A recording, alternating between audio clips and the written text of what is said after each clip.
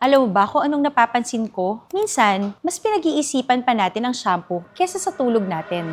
Here we go with Doc Bennett, episode 84.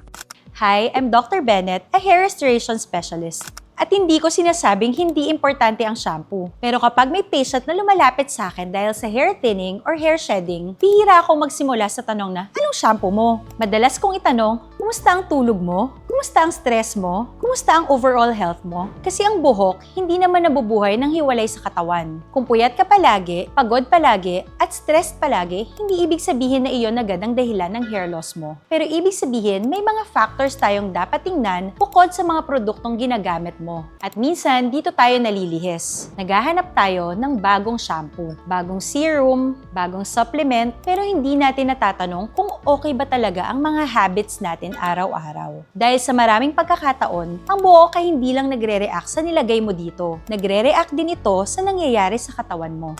Once again, this is Dr. Bennett, your go-to hair restoration specialist. If you have more hair questions, comment below and we'll answer it properly based on science and not trends.